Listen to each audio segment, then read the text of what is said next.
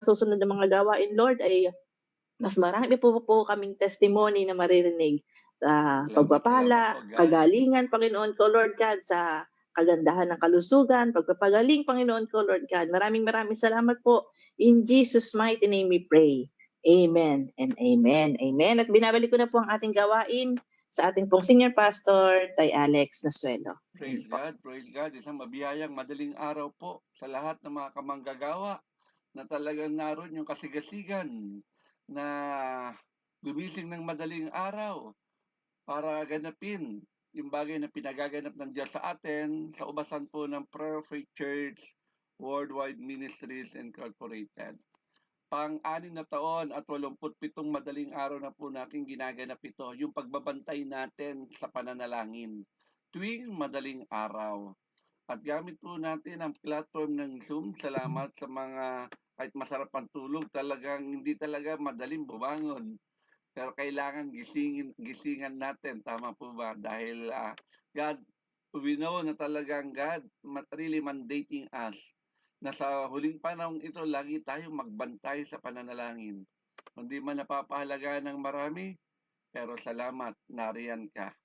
Kaya nagpapahalaga sa nais ipaganap ng Diyos sa atin. Kaya sa araw pong ito, naka-Facebook Live na rin po tayo. Salamat sa ating mga tigapanguna. Naka-join na po doon si Femi Susan from Egypt.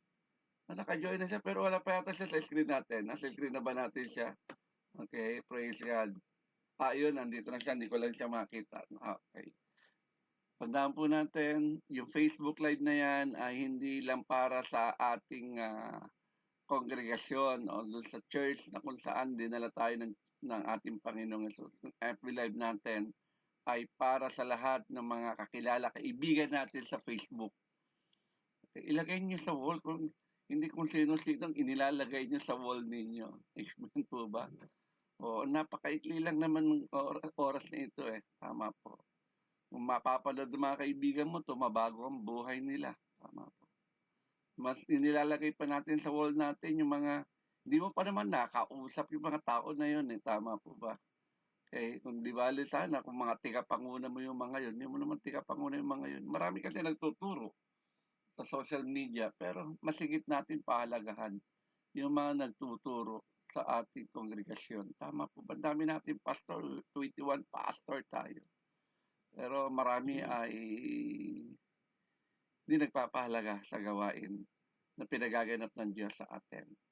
Salamat sa buhay na ating Spiritual Director, Bishop Rosem Nasuel at Pastora Glory, because nasa Facebook live streaming na po tayo at gamit pa po natin ang isang platform, yung OBS, para bumato sa Facebook yung lahat ng ginagawa natin dito sa Zoom.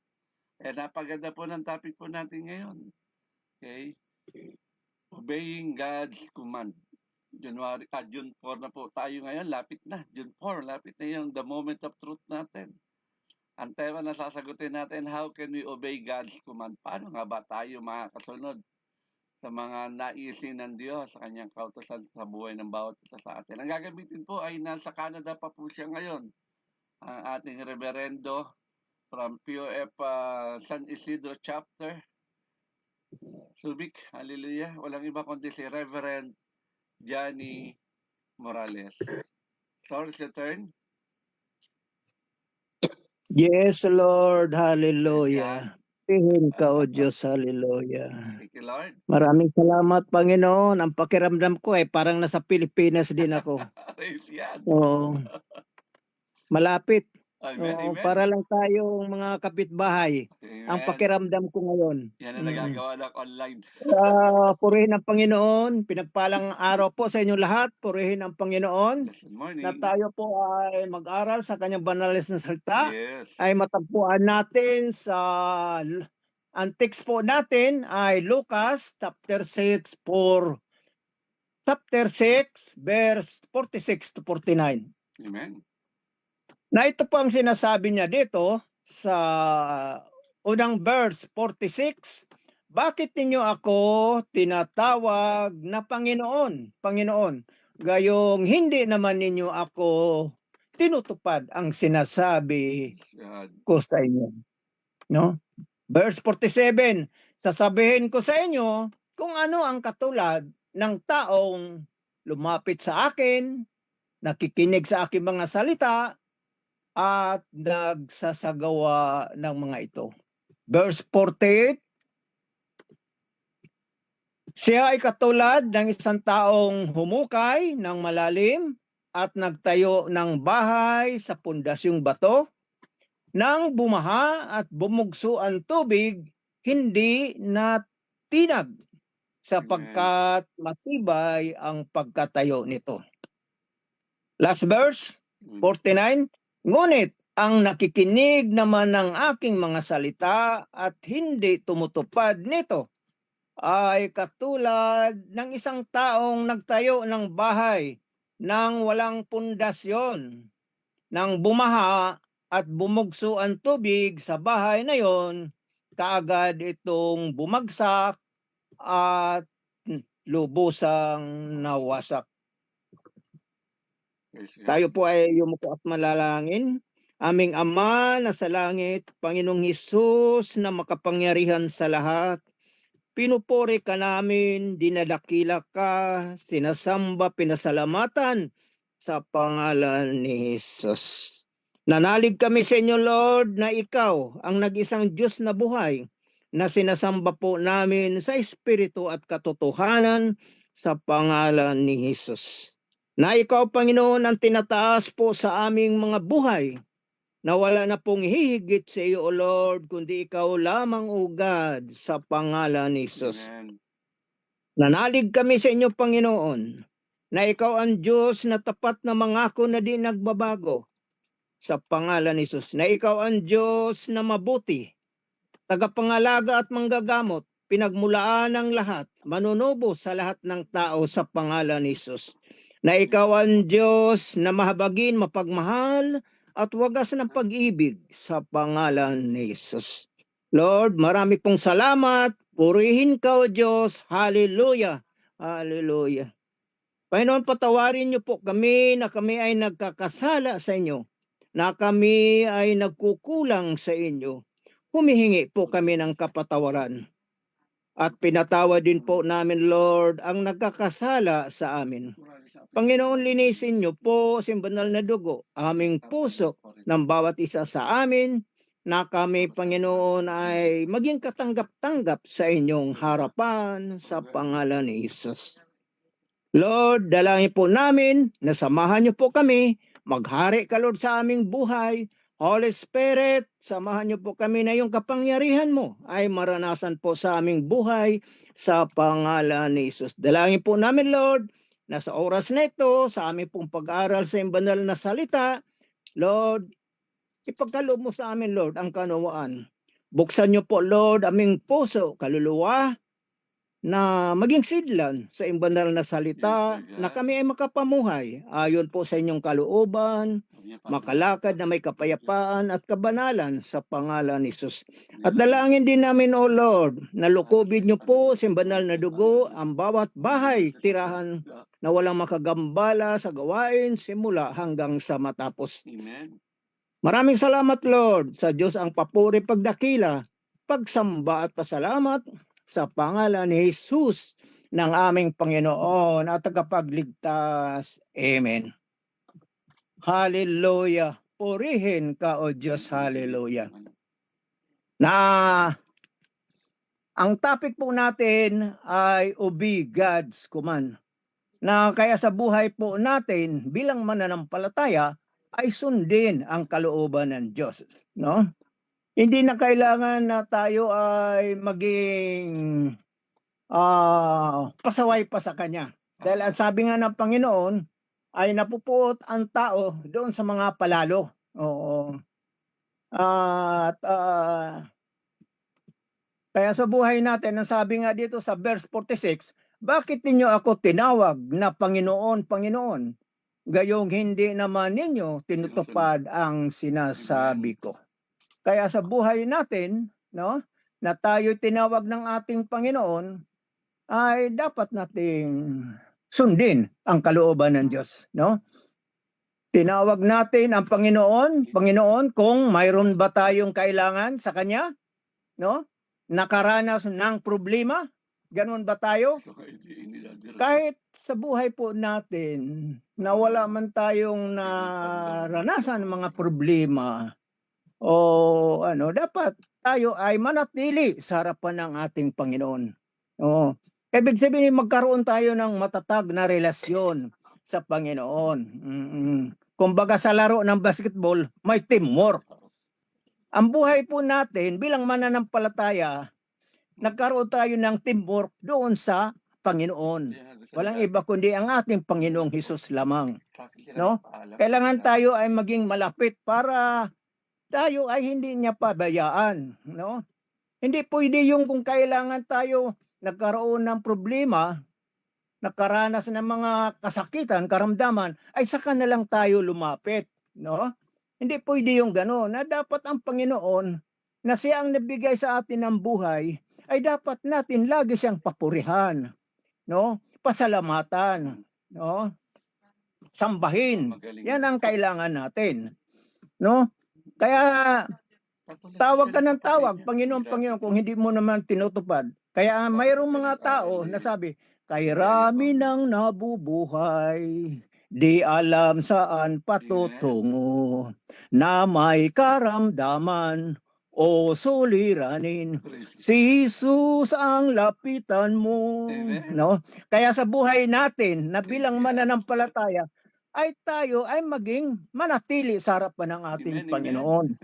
Hindi pwede yung kung kailan nakaranas ka ng problema, kasakitan, karamdaman, kapighatian, kabalisahan, saka ka na lang tumawag sa Panginoon. Ganun ba yun? Kaya sabi nga ng Panginoon Panginoon, Panginoon. Sabi niya, bakit tinatawag ninyo akong Panginoon, Panginoon? Gayong hindi naman ninyo tinutupad ang sinasabi ko. Na kaya ang gusto ng Panginoon ay magkaroon tayo ng matatag na relasyon sa Kanya. May teamwork tayo. Hindi pwede kung kailan kung may kailangan ka, saka ka na lang lumapit, tumawag sa Kanya. No, di ba? Maaari hindi ka tanggapin ng Panginoon. No, mabuti na lang ang Panginoon, hindi marunong no? Wala kang marinig sa Kanya dahil ang Diyos ay mahabagin, mapagmahal na walang hanggan. No? Mapagmahal na walang hanggan. Kahit nga sabi na makasalanan ka, mahal ka pa rin niya. Amen. No? Kaya ang Diyos mapagmahal, mapagpakumbaba. Pero ang kailangan sa atin, sa buhay natin, ay dapat tayo ay maging malapit sa harapan ng ating Panginoon. Lagi natin siyang purihan. Dahil yan ang sabi ng Panginoon nilikha daw tayo, ay siya ay lagi nating pasasalamatan. No, di ba? Pupurihin natin siya lagi. Oo, yan ang kailangan natin sa buhay natin. Hindi yung kung mayroon kang karamdaman, naalala mo siya, pero pag wala ka ng naramdaman, may pira ka, nalilimutan natin siya. No. Paano natin masabi yan? Obey God's command, no? Kaya sundin natin ang kalooban ng Diyos. Kahit wala tayong pira, no? Kahit wala tayong naramdaman, ay sa Kanya pa rin tayo manatili, sumunod sa kalooban ng Diyos, no? Kaya nga alam mo nung ako'y sa buhay ko, nung ako'y nandoon sa Saudi, no? Nakaranas ako ng homesick, 2 years contract, no? Nakaranas ako ng homesick. Nung ako'y sumunod sa kalooban ng ating Panginoon, yung homesick ko ay nawawala. Alam mo kung bakit? Ang sekreto doon, dahil sa pagsunod sa kalooban ng Panginoon. Oo. Yung 2 years contract, ginawa kong 4 years, walang uwian. No? Biro mong ganon. Yung homesick, ang kapalit doon, no, ay yung kapayapaan, kagalakan. Nawala yung homesick. Oo. Kasi doon ako nabago sa Saudi. Oo. Marami ka naranasan. Alam mo, ang OFW, ang number 1 na kalaban mo, homesick. Oo, lalo na ang pamilya mo, malayo. Hindi ka naman basta-basta makauwi. Hindi bali sana yung Maynila lang, pwede kang sumakay ng bus. Taunan ka. Kung halimbawa 2 years contract, 2 years contract ka rin. Kaya salamat sa Diyos, yung 2 years ko naging 4 years. Dahil nawala yung homesick ko. Ang kapalit doon yung ay baboy yan, kapayapaan, yung puno ng baboy. kagalakan. Dahil sumunod ako sa Mamatay yung kalooban ng baboy niya. Diyos. Hinanap ko Ako talaga ka na naalala ako'y ngayon kung nga magkapagsimba. pala. May Oo, pangako ako sa Diyos. napagsimba ko Tatayo. doon sa Pero Saudi. ang una doon lang Kasi sa mayroon din kubo-kubo mga pa lang yan. gawain doon sa Simbahan, may Saudi. kubo siya Kaya doon. sumunod ako, nawala yung Sa, homesick. Mm-mm.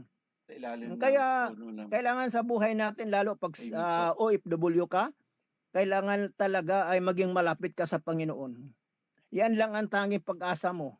Amen. Para yung pamilya natin, ipagkatiwala natin sa Kanya. Oo, kasi malayo tayo. Lord, abutin niyo po ang pamilya ko. Oo, ganon. Ingatan niyo po sila dahil nandito ako sa malayo. O kanino ka ipagkatiwala mo sa Kanya? Kanino mo ipagkatiwala ang pamilya mo? Sa Kanya lang. Dahil ang Diyos ay nagawa niya lahat. Walang bagay na mahirap sa Kanya. Oo? Kaya sa buhay natin bilang OFW ay dapat talaga tayo ay maging malapit sa harapan ng ating Panginoon. Matatag ang ating pananampalataya. Ipagkatiwala natin sa Kanya ang ating pamilya. Oo, dahil hindi natin alam eh. Kaya ganun sa buhay. Ang sikreto doon ay ang pagsunod sa kalooban ng Diyos. Alisin na niya ang homesick, ang palit doon kapayapaan, kagalakan sa buhay natin. No? Kaya, ang sabi nga sa Matthew chapter 5:10, pinagpala ang umuusig ng dahil sa pagsunod sa kalooban ng Diyos, sapagkat kabilang sila sa kaharian ng Diyos. Kaya sa buhay natin, no, kailangan tayo ay sumunod sa kalooban ng ating Panginoon. Tingnan mo dahil si Adan at saka si Iba, hindi sumunod sa kalooban ng Panginoon.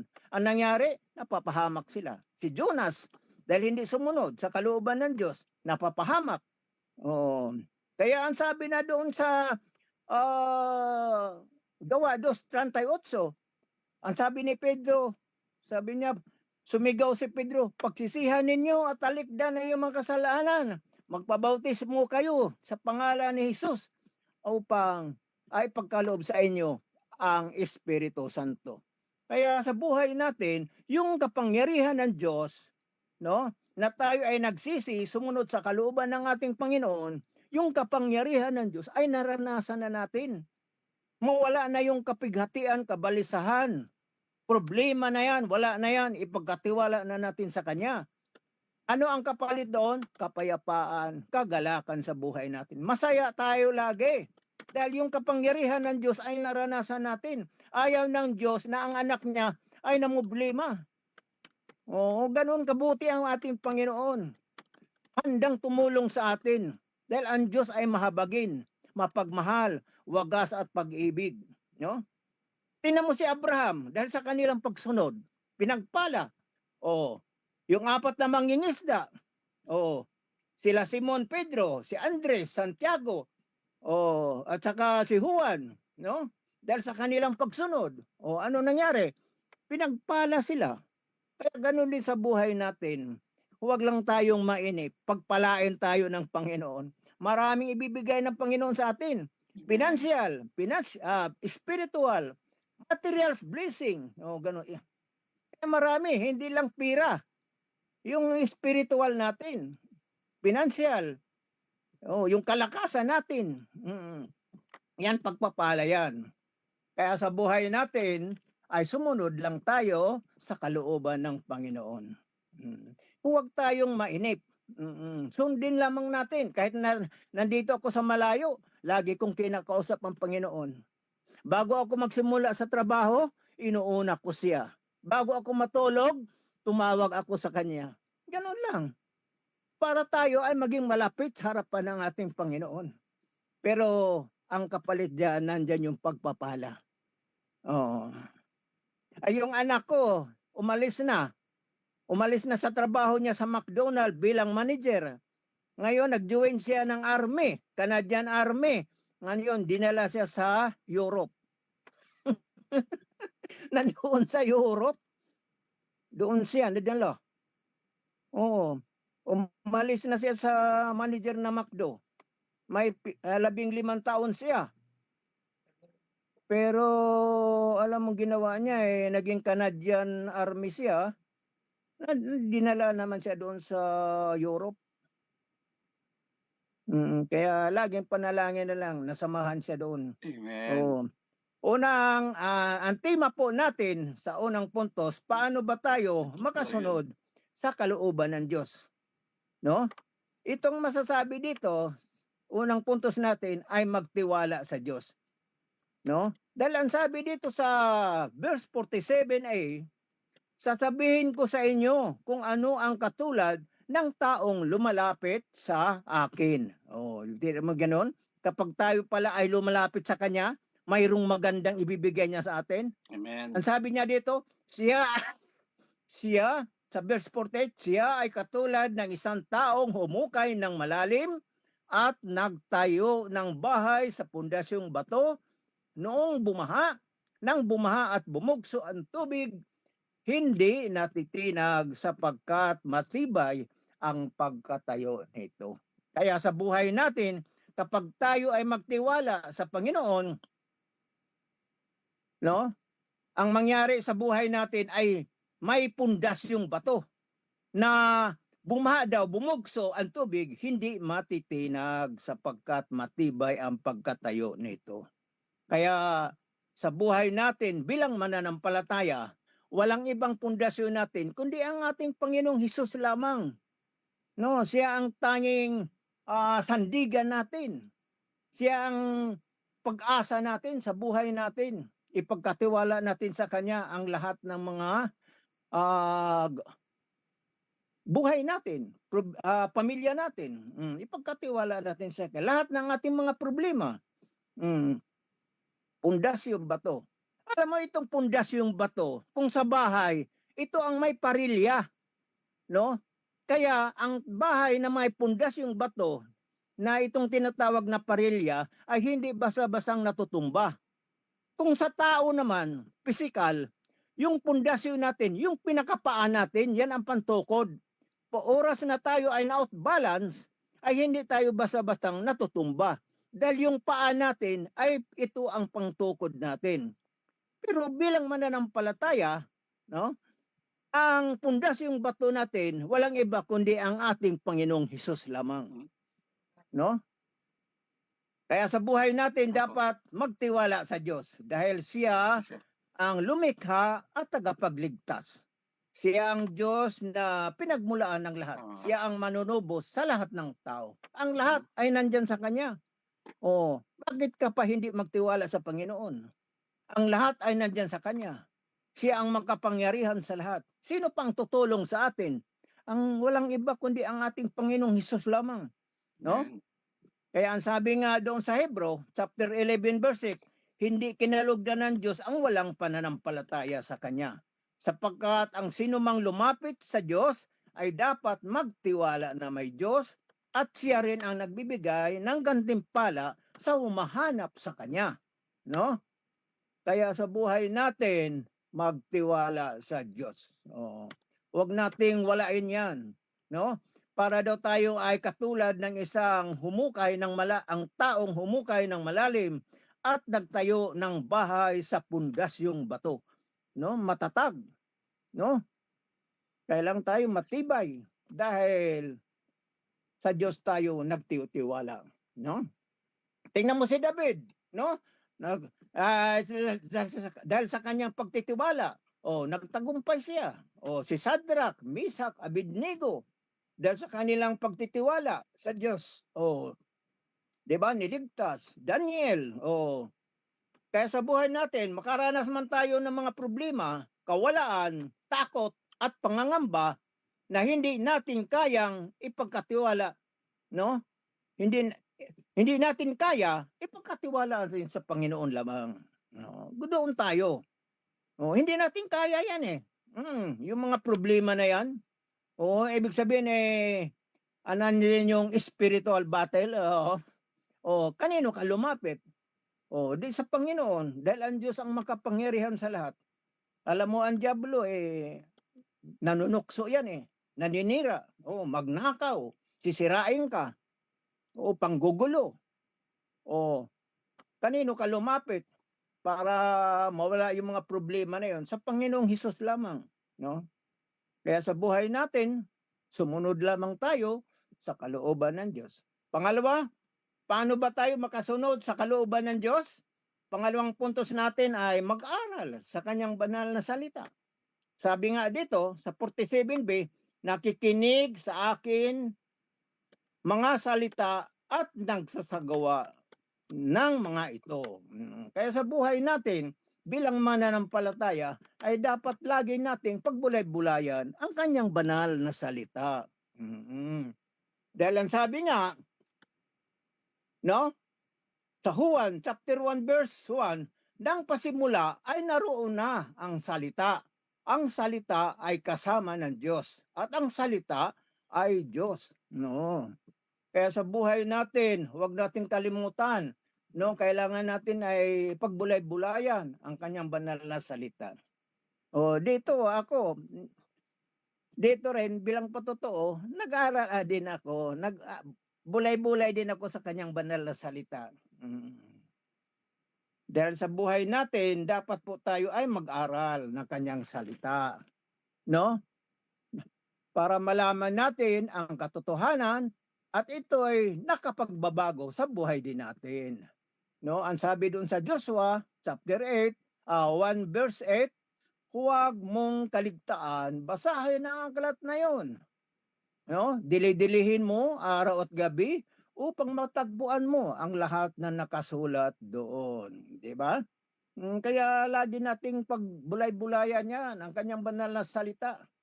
Gawin nating pagkain ang kanyang banal na salita. Pwede mong gawin sa umaga, pwede mong gawin sa tanghali, pwede mong gawin sa hapon, o di ba, gabi bago matulog. Tingnan mo yung dalawang magkapatid, si Marta at si Maria. Si Marta ay abalang-abala sa maraming trabaho. Kulang pa ang kanyang katawan sa pagtatrabaho. Pero si Maria naman ay pinili ni Maria ang lalong mabuti. At ito hindi alisin sa kanya. Naupo sa paanan ng Panginoon at nakinig sa kanyang itinuturo. Yun ang hinanap ni Maria. Kung ikumpara mo kay Marta, ang ginawa ni Marta ay yung pang-pisikal na trabaho. Yun namang si Maria ay ang yung spiritual ang hinanap niya, kabanalan, no? Lucas chapter 11 verse 8, ngunit sumagot siya, higit pa na pinagpala ang mga nakikinig sa salita ng Diyos at tumutupad nito. Kaya sa buhay natin, pagpalain tayo ng Panginoon dahil tayo ay pinagbulay-bulayan ng salita ng Diyos at ito ay tinutugon natin din. Hindi natin binaliwala. Kasi alam mo, sabi nga pinaghawakan, pinaniwalaan po natin ang kanyang mga pangako. Tanging sandigan po natin ang kanyang mga salita.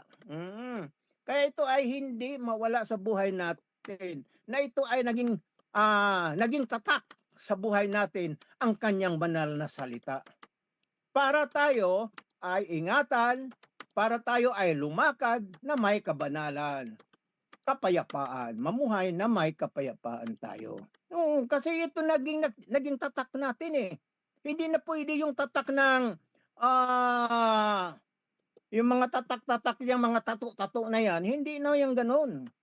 Ang tatak bilang mananampalataya ay yung salita ng Diyos na sa puso na natin. Kaya hindi na pwedeng maalis yan. Kaya tayo ay lumakad na may kabanalan na. Kasi sabi nga sa Matthew 24 verse 35, mawala ang langit at lupa, ngunit ang mga salita ng Diyos ay hindi magkabula. Biro mo yung ganon? No? Kaya sa buhay natin, dapat paghawakan natin ang salita ng Diyos. Huwag natin baliwalain. Kasi ang sabi nga mawala daw ang langit at lupa, pero ang salita ng Diyos ay hindi magkabula. No? Ito ay talagang original, orig, hindi lokal. Mm. Hindi basta-basta mawala na ito sa isipan natin, puso, kaluluwa, na ito talaga ay nakatatak na sa ating buhay, ang salita ng Diyos. Sabi niya pangatlo, ang sabi dito, paano ba tayo makasunod sa kalooban ng Diyos? Pangatlo, sundin ang kanyang mga utos. Unang puntos natin ay magtiwala sa Diyos. Pangalawa ay mag-aral sa kanyang banal na salita. At pangatlo ay sundin ang kanyang mga utos. Kaya sa buhay natin, sundin natin ang utos ng Diyos. Kung ano ang sinasabi niya, ay gagawin natin. Yung ayaw niya, ay dapat nating alisin natin. Ganun lang naman Pag mabuti, sundin natin. Pag ayaw ng Diyos, ay huwag natin gawin. Dahil ang sabi nga ng Panginoon sinalungat ng Diyos ang mapagmataas. Pinagpala niya ang mababang loob. Di ba? Meron mo yung ganon. Kaya sa buhay natin, maging mababang loob tayo. Huwag tayong mapagmataas. Dahil ang sabi nga ng Diyos ay sinalungat niya. Sinalungat niya. Kinukontra niya yung tao mapagmataas. Kaya sa buhay natin, maging mababa tayo para tayo pagpalain ng Diyos. Kaya dapat yan paghawakan natin yung pagpakumbaba. Hindi yung magmataas, pride. Kaya sabi niya, ngunit, sabi dito sa verse, punto 3, sa verse 9, ngunit ang nakikinig naman ng aking mga salita ay hindi tumutupad nito, ay katulad ng isang tao nagtayo ng bahay nang walang pundasyon. Nang bumaha at bumugso ang tubig sa bahay na yon, kaagad itong bumagsak at lubusang nawasak. Biro mo yung ganon? Yung bahay na yon, kahit pala anong tibay, ito ay kaagad na bumagsak. Pagbagsak ay nawasak pa. Dubli-dubli na. Paano mo mapakinabangan yan? Bahay lang yan Kung tayo rin ganon din. Kung tayo ay hindi sumunod sa kalooban ng Diyos, nandyan yung kapahamakan. Mapahamak ka, maaari, anong mangyari sa buhay natin kung ganon? Biro mo yung ganon, kaagad ito bumagsak at lubusang nawasak. Wala nang kagamit-gamit yung bahay na yun. Bumagsak na, lubusang nawasak pa. Ganon din sa buhay natin, mapapahamak lang tayo kung hindi tayo sumunod sa kanyang mga utos. Pero ang pagsunod sa kalooban ng Panginoon ay nandyan yung pagpapala. Tingnan mo si Moises at saka si Aaron. Dahil sa kanyang pagsunod, pinagpala sila. Yung mga Israelita, nagkaroon ng tubig, inumin. Nagreklamo na sila, bakit daw dinala doon sa ilang na yun? Na wala na doon makain, walang mainom. Pero dahil sa pagsunod sa kalooban ng Diyos, itinuro ng Panginoon sa kanila, kay Moises at kay Aaron, natugunan yung pangailangan nila. Kaya sa buhay po natin, dapat sundin natin ang kanyang mga utos upang hindi tayo mapahamak sa Diyos, mapahamak dahil ang Diyos ay mabuti Kaya sa buhay natin, sundin natin ang kalooban ng Panginoon. Si Isaac, dahil sa kanyang pagsunod sa Diyos, ay pinagpala. Ang gusto ni Isaac, punta doon sa Ehipto. Ganon. Sa Juda. Dahil nakaranas siya ng tagutom doon sa lugar na yon. Pero ang sabi ng Panginoon sa kanya, huwag kang pumunta doon. Punta ka sa Gerar o sa Beersheba. Ang ginawa niya, pinagpala siya doon. Si Noah, dahil sa pagsunod, doon sa babala ng Diyos, naligtas sila. Kaya ganoon din sa buhay natin, na kailangan yung salita ng Panginoon, huwag nating suwayin. Sundin natin ang kalooban ng Diyos para tayo ay pagpalain. Kaya ang sabi niya dito sa Roma chapter 8 verse 6, ang pagsunod sa hilig ng laman ay naghatid ng kamatayan, Ngunit ang pagsunod sa Espiritu ay nagdudulot ng buhay at kapayapaan. Kaya sa buhay natin, sundin ang kalooban ng Diyos. No? Pangwakas, sa buhay po natin, dapat maging katulad tayo sa isang bahay na itinayo sa pundasyong bato. Walang iba kundi ang ating Panginoong Hesus lamang. Nakaranas man tayo ng pagsubok, ang Diyos ay kasama natin sa pamagitan ng ating Panginoong Hesus. Kaya magtiwala lamang tayo sa Kanya, sundin natin ang kalooban ng Diyos. Walang mawala sa atin. Kapag tayo sumunod sa kalooban ng Diyos, ay nandyan yung paggabay, pag-ingat, pagpapala, kapayapaan, kagalakan, maranasan natin sa ating buhay. No? 'Di ba ang ganda? No? Nandyan yung pagpapala, no? Kalakasan, lahat ibibigay ng Panginoon sa atin. Amen. Dahil ang Diyos ay malapit na sa atin. Oo. Dahil tayo ay sumunod sa kalooban ng ating Panginoon, na tayo ay hindi naging palalo sa Kanya. Oo. Kaya ayaw ng Diyos na tayo ay maging palalo. Maranasan natin ang kapahamakan pag tayo ay naging palalo. Ang Diyos ay mapagmahal, handang tumulong sa atin sa lahat ng oras. Tayo po ay manalangin. Aming Ama na sa langit, Panginoong Hesus, manilikha, tagapagligtas, pinupuri ka namin, dinadakila ka, sinasamba, pinasalamatan sa pangalan ni Hesus.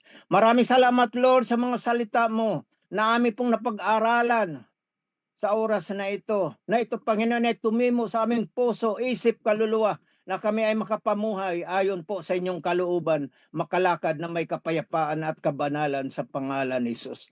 Lord, pagpalain niyo po, Lord, ang bawat isa. Sa lahat po ng mga nakikinig sa oras na ito, na sa iyo ko po, Lord, ipagkatiwala, naabutin niyo po sila, Lord, sa mga kamay, Panginoon. Hipuin niyo po sila, Panginoon. Patatagin niyo po, Lord, ang kanilang pananampalataya, na ikaw po inulubos nilang makilala sa pangalan ni Jesus.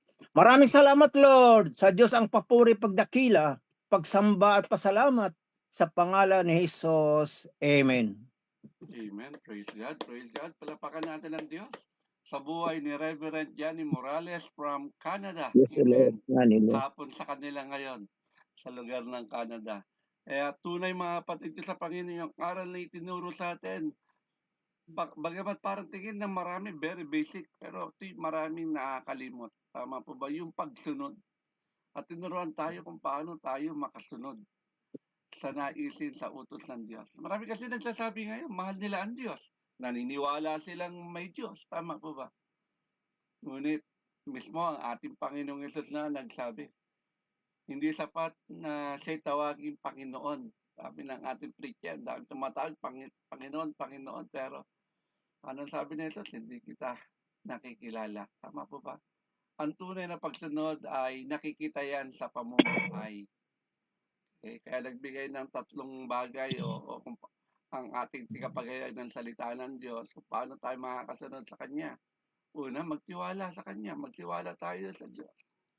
Liwanag sinabi doon, whoever comes to me, kasi naman lumalapit sa akin. Hindi naman tayo makakalapit sa Kanya kundi tayo willing sumunod. Ang unang hakbang sa pagsunod sa Diyos ay ang pagtitiwala natin sa Kanya.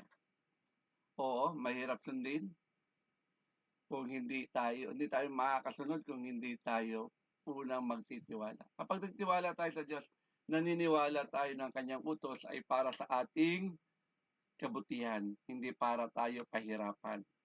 Okay? Ang pagsunod, mga kapatid ko sa Panginoon, ay bunga yan ng ating pananampalataya sa Kanya. Hindi tayo mananalig sa Diyos, hindi rin tayo makakasunod sa naisin niya. Kaya paulit-ulit natin naririnig sa panulat sa aklat ng Proverbs chapter 3 verse 5 to 6. Trust in the Lord with all your heart. Yun ang gusto ni Lord sa atin.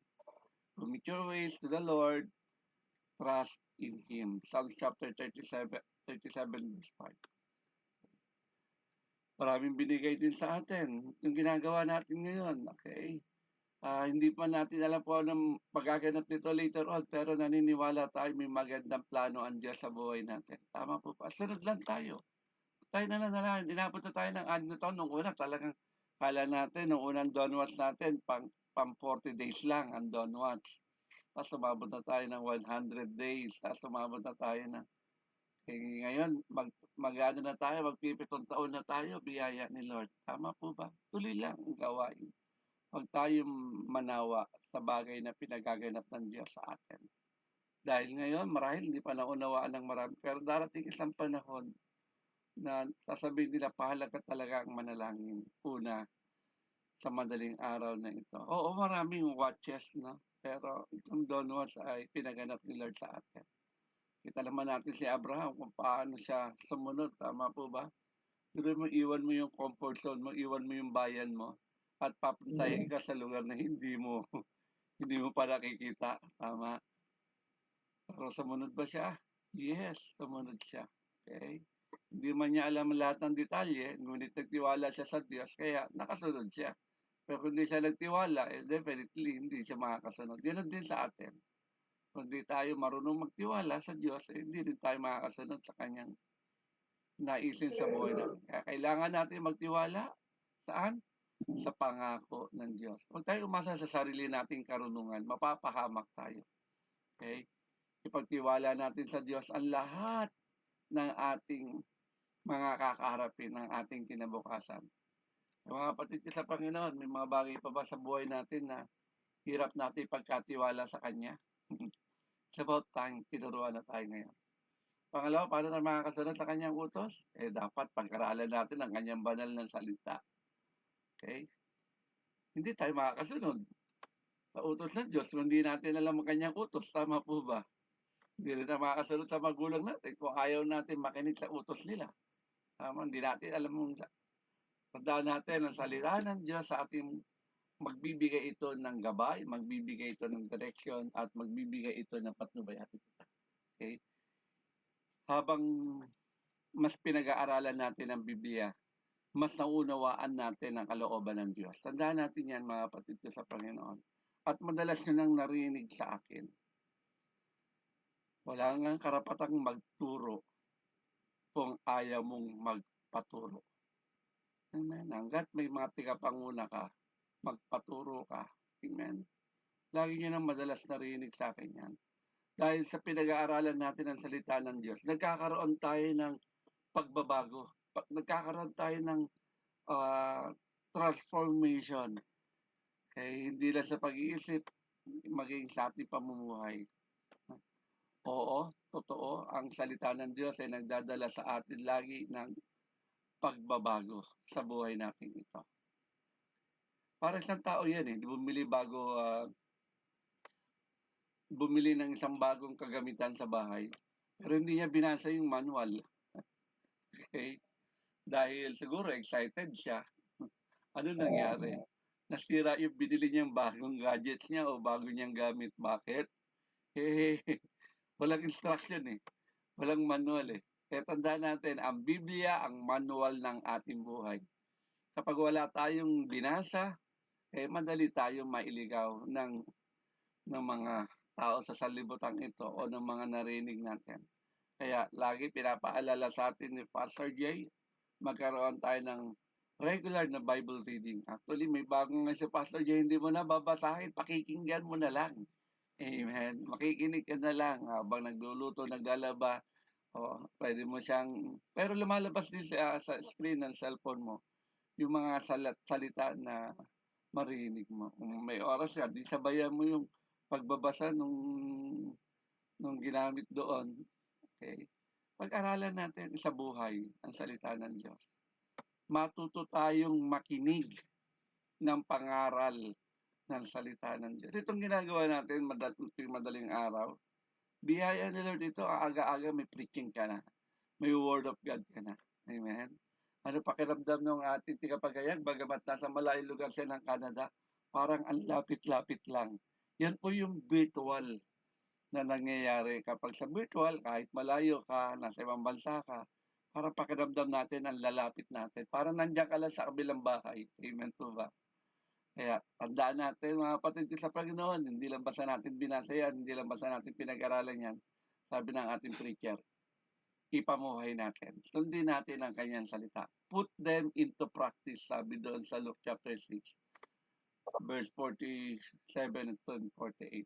ang tunay na pagsunod ay hindi lang sa pakikinig ng salita ng Diyos, kundi sa pagsasabuhay nito. Ang dami mo lang narinig, pero hanggang ngayon di ka pa rin natututo. Amen.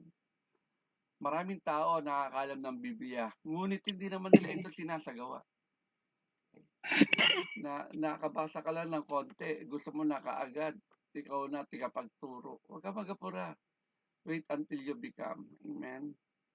Ayon sa ating Panginoong Yesus, ang taong sumusunod sa kanyang salita ay tulad ng taong nagtayo ng bahay sa matibay na pundasyon. At kilala na natin kasi ng pundasyon natin, ang ating Panginoong Yesus.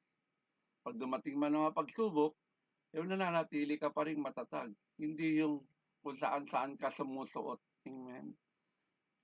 Hindi mo alam gagawin mo. Nagraratel ka na. Okay? Kaya mga kapatid sa Panginoon, tandaan natin ito. Ulit-ulitin ko ulit yung James chapter 1 verse 22. Be doer of the word and not hearers only. Maging tigagawa tayo, tigasunod tayo ng salita, hindi lang tigapakinig ng salita. At lagi nyo na rin sa akin narinig lagi yung John chapter 14 verse 15. Mismo ang ating Panginoong Jesus nagsabi, if you love me, keep my commandments. Amen? Lagi nyo na po narinig sa akin yan. Kaya tandaan po natin, sabi ng preacher natin, ang pagpapala ay kaakibat ng pagsunod. May blessing ka kapag nakakasunod ka. Basahin natin Deuteronomy chapter 28. Mula sa verse 1 hanggang sa mga sumusunod na verses hanggang 16 yata yun ay makikita natin yung mga pagpapala ng mga taong nakasusunod. Tama, sunod lang tayo at sigurado ako di ka mapapahamak, sabi ng preacher natin. Ang isa nakikita ko magandang halimbawa dyan ay si pagsunod ni Noah, yung paggawa niya ng malaking arko, tama po ba? Hindi niya lubos na unawaan kung bakit niya kailangan tirik-tirik ng araw maggagawa ka ng malaking arko, tama po ba? Parang hirap paliwanag, kaya tingin na maraming tao sa kanya, baliw siya, nababaliw. Pero parang walang sinyalis sa ulan, pero gumagawa na siya. Tandaan natin, ang pagpapala ng Diyos ay madalas na ang kasunod nito ay pagpapala. Okay, ang pagpapala ng Diyos ay madalas nagaganap kapag tayo ay nakasusunod sa kalooban ng Diyos. Kaya gusto ba natin sumunod? Sa buhay natin, ang tinuturo sa atin ng Biblia, maging tapat tayo sa mga maliliit na bagay. Itong ginagawa natin, tingnan, maliit na bagay lang ito. Totoo, pero hindi madali. Maliit na bagay lang, gigising ka na madaling araw, manalangin ka, dami mong pang gagawin maghapon. Sa maghapon ito, dami mong pang gagawin. Kung isipin mo, parang patong-patong. Hindi mo alam kung saan mo ilalagay yung katawan mo. Pero dahil nagtiwala na tayo sa umagang ito, inuna natin ang Diyos. Isasaayos niyan lahat. Okay. Hindi mo man maganap lahat. Ay pinabelayo pa rin tayo sa araw ng bukas. Tama? May utos ba ng Diyos na alam natin na hanggang ngayon ay hindi pa rin natin sinusunod? Sundin na natin. Kaya maraming salamat, Reverend Johnny Morales from Canada sa kapayagan ng salita ng Diyos na ating naibahagi sa ating ngayon. Binabalik ko na po sa ating MCN gawain. Femi Noemi from UAE. Praise God. And amen. Salamat po sa nagpahayag po ng